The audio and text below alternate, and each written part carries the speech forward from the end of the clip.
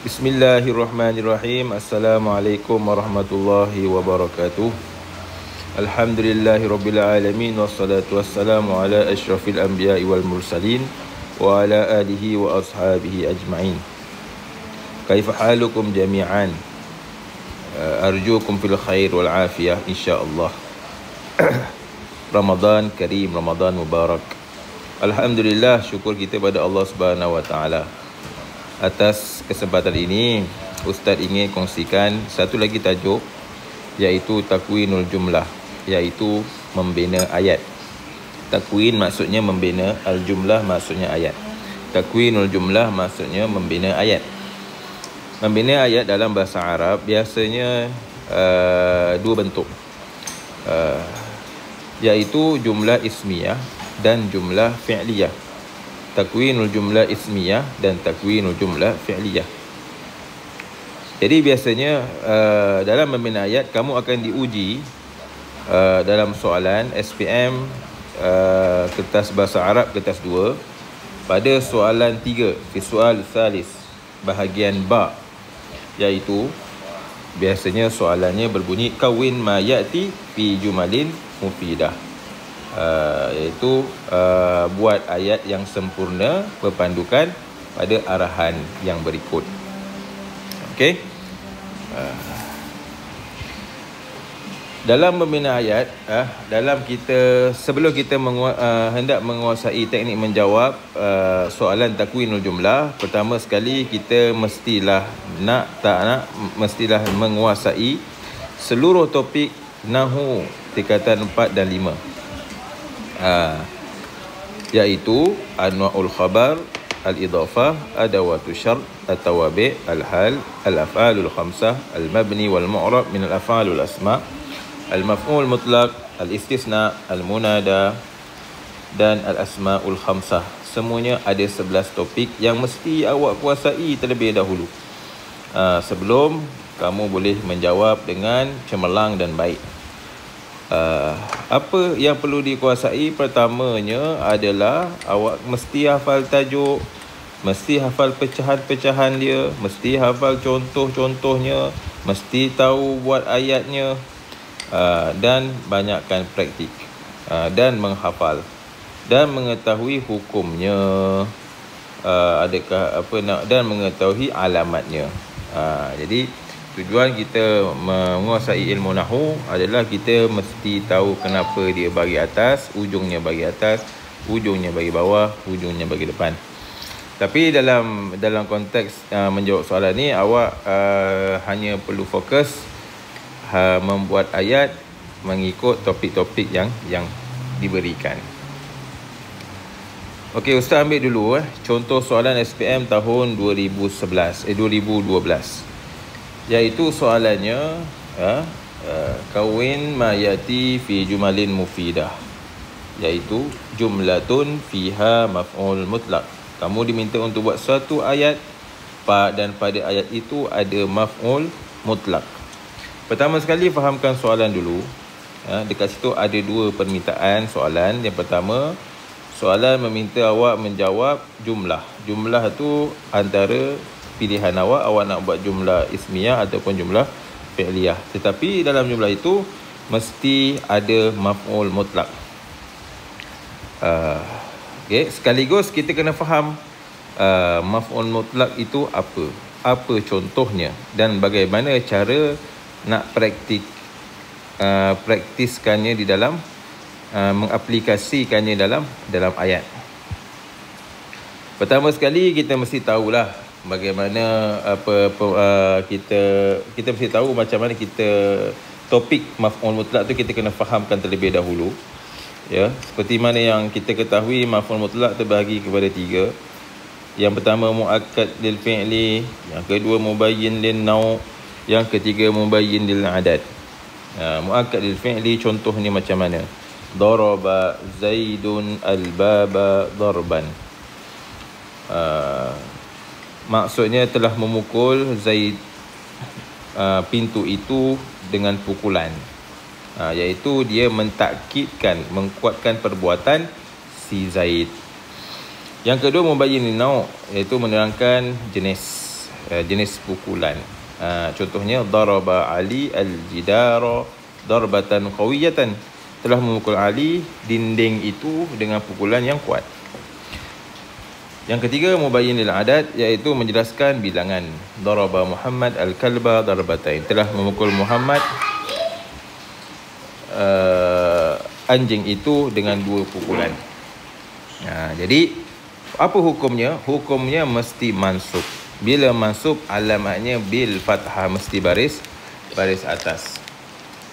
Okey. Sebab itu kalau kita perhatikan yang ustaz merahkan, daraba Zaidun al-baba darban, ataupun darbatan qawiyatan, ataupun darbataini. Hukum dia maf'ul mutlaq, hukumnya mansubun bil fathah. Kalau darbataini mansubun bil ya li'annahu muthanna. Okey, bila kita dah faham maf'ul mutlaq ni bahagian dia, apa contoh dia, so kita tahu soalan tu nak apa. Soalan dia nak jumlah nak kita buat jumlah fiha maf'ul mutlaq. So atas pilihan kita nak bagi contoh muakkad lil fi'li boleh, mubayyinil naw' boleh, mubayyinil adat boleh. Jadi maka awak boleh pilih dan awak boleh ubah dengan sesuka hati awak, asalkan awak faham bagaimana keadaan ayat yang mesti dijawab dengan kaedah yang betul. Maka boleh dijawab seperti berikut. Daraba al-ustazu at-tilmidha darban. So ustaz pilih bahagian yang pertama, iaitu muakkad lil fi'li. Telah memukul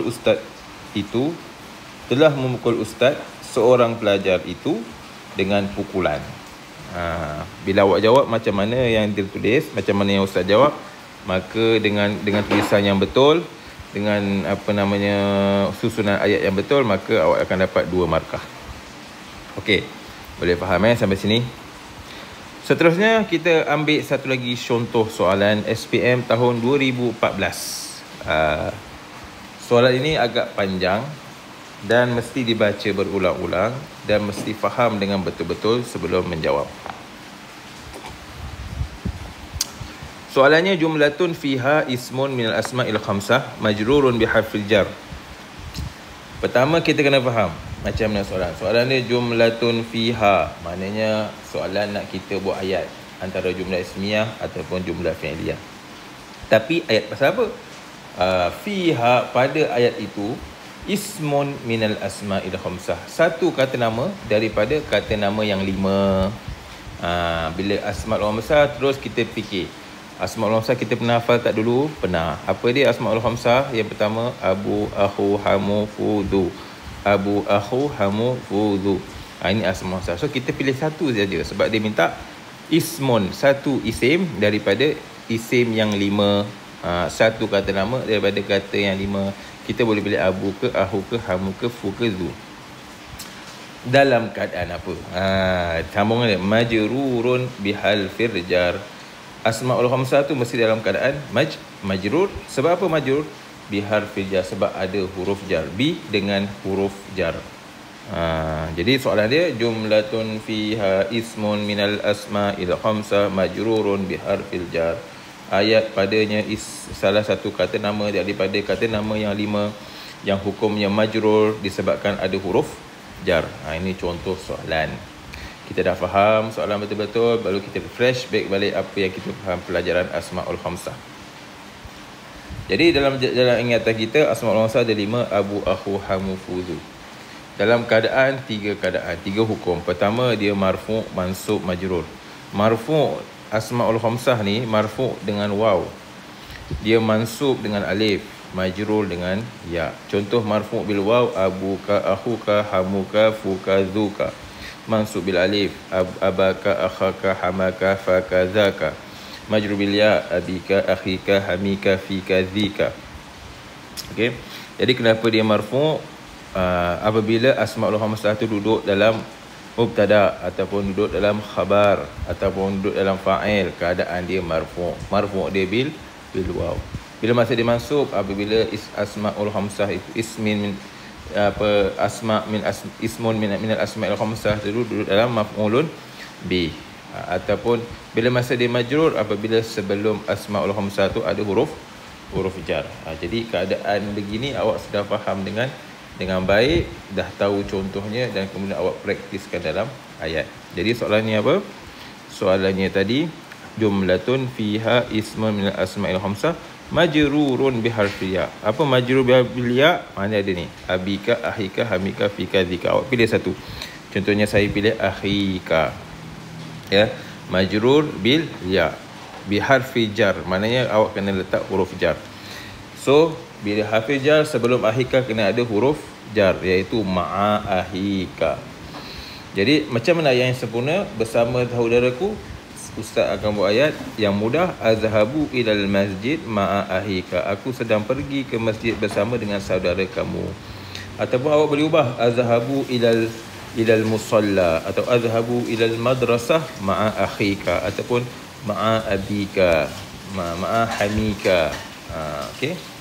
Okey, bila awak dapat jawab dengan betul, dengan kaedah yang betul, maka awak akan dapat 2 markah. Okey. Begitulah cara menjawab soalan takwinul jumlah. Ustaz hanya bagi 2 contoh dan lepas ni Ustaz nak awak buat latihan. Baik, sebelum itu Ustaz nak berpesan dulu, sebelum kita menguasai menjawab soalan ini dengan markah yang cemerlang, pertama sekali, nak tak nak, awak mesti fahamkan semua tajuk nahu yang 11 itu dan hafal setiap contoh. Itu yang pertama. Kemudian awak kena tahu hukum majrur ke, mansub ke, marfu' ke. Kemudian alamat dia tu apa, bagi atas ke, bagi bawah ke, jadi awak kena tahu dengan sempurna. Jadi sebaik-baiknya Ustaz nasihatkan pertama Ustaz nasihatkan awak faham topik, kemudian awak tahu bahagian-bahagian dia, awak tahu contoh-contohnya, awak boleh buat ayat daripada contoh-contoh tersebut. Kemudian awak boleh identify ayat tu betul ke salah, sebab apa dia bagi depan, sebab apa dia bagi atas, sebab apa dia majrur, sebab apa dia marfu', sebab apa dia masuk. Kalau boleh sampai teliti macam tu, insya-Allah awak boleh jawab dengan sempurna, dapat perfect 10 markah. Yang kedua, banyakkan latihan. Awak belajar selama ni hanya teori sahaja. Teori memang mudah faham, tapi untuk awak menguasai suatu topik, awak kena buat latihan. Dengan nanti Ustaz akan kongsikan contoh-contoh soalan SPM yang lepas, dan awak cuba buat satu persatu, dan kemudian awak analisis awak punya ayat awak dengan asatizah awak, atau rujuk dengan saya, betul ke salah ayat yang awak buat. Jadi pelajar yang cemerlang, dia boleh tahu jawapan dia tu betul kenapa, salah kenapa. Nak tak nak memang perlu banyak latihan. Okey, nanti yang seterusnya, nanti bila awak menjawab soalan peperiksaan, Ustaz minta awak ulang-ulang soalan. Ulang-ulang soalan sampai awak betul-betul faham dan yakin, dan jangan sekali-kali cuai, jangan tergopoh gapah. Bila awak dah jawab, dah ada jawapan yang betul, awak dah yakin dengan jawapan awak, maka tulislah jawapan awak itu dengan betul, kemas dan cantik. Jadi Ustaz doakan awak semua dapat faham apa yang Ustaz sampaikan, dan awak dapat istiqomah dalam buat latihan, dan sentiasa memperbaiki kesalahan, lebih lebih rajin lagi, lebih bersungguh-sungguh lagi. Nanti Ustaz akan semak awak punya latihan, insya-Allah. Jadi Ustaz doakan awak dipermudahkan segala urusan. Salam Ramadan. Terima kasih atas perhatiannya. Assalamualaikum warahmatullahi wabarakatuh.